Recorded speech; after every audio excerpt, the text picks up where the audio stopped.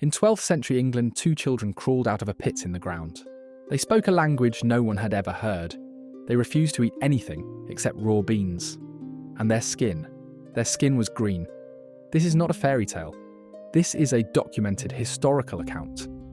And no one has ever fully explained it. It's somewhere around 1150 AD, the village of Woolpit in Suffolk, England. Harvest season. Farmers working the fields notice something moving near the wolf pits. The deep trenches dug on the edge of town to trap predators. Two children climb out, a boy and a girl, dressed in strange clothes no one recognises, speaking in a language no one can identify, and completely, undeniably green. Not pale, not sickly, green. The villagers bring them to the local lord, Sir Richard de Calne. He takes them in. The children won't eat. For days, nothing. They're wasting away until someone brings in a bundle of raw broad beans, fresh from the field. The children tear into the stalks and weep when they find the pods empty. But once they're shown where the beans actually are, they eat. Nothing else. Just beans. The boy is younger, he's sickly from the start. He never adapts. He dies. The girl survives. Over months she learns English. Her skin slowly loses its green colour. She begins eating normal food. She eventually gets baptised, takes the name Agnes, and by some accounts, later marries a man from King's Lynn. And before all that, she tells people where she came from. Agnes describes a place called St. Martin's Land, a subterranean world, underground, where the light was always dim, like permanent twilight. A wide river separated their land from another, brighter world across the water. She didn't know how they got to Woolpit. She said they heard the sound of bells, church bells, followed the sound, and suddenly emerged into blinding daylight in the pit. That's what she said. Make of that what you will. Now you might be thinking, okay, this is just a folk story, medieval peasant gossip. Here's the thing. We have two independent written accounts, both from credible chroniclers of the era. William of Newburgh, a serious historian who was sceptical of myths, included it in his Historia Rerum Anglicarum. He called it a prodigy unheard of in all ages. He didn't know what to make of it, but he believed it happened. Ralph of Coggeshall also recorded it, with slightly different details but the same core story.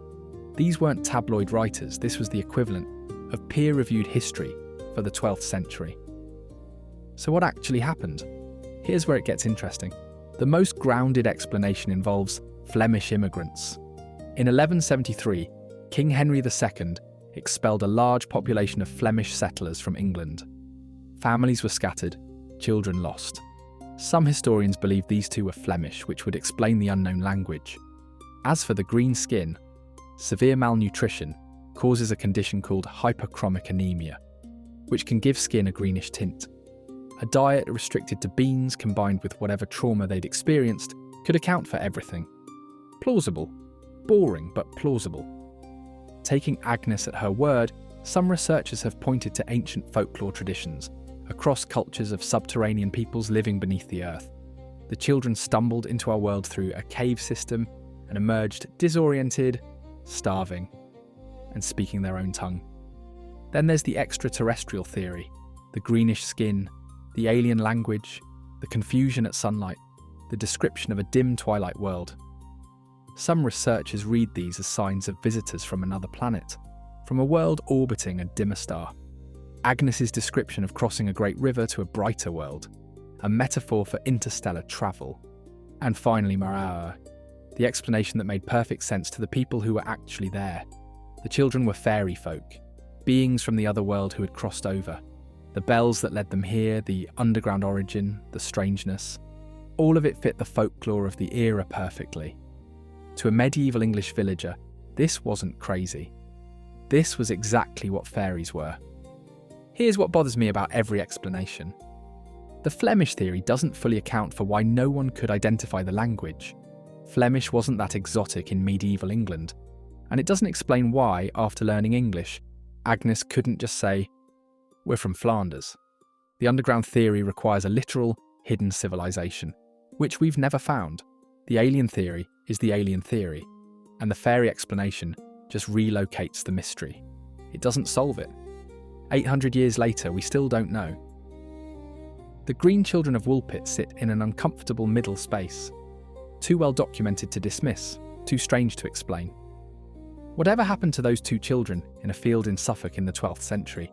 A young girl survived it, learned a new language, and lived out a quiet life in a world that must have seemed as alien to her as she seemed to it. If you have a theory about what actually happened, drop it in the comments. And if this is the kind of history that keeps you up at night, subscribe. I'll see you in the next one.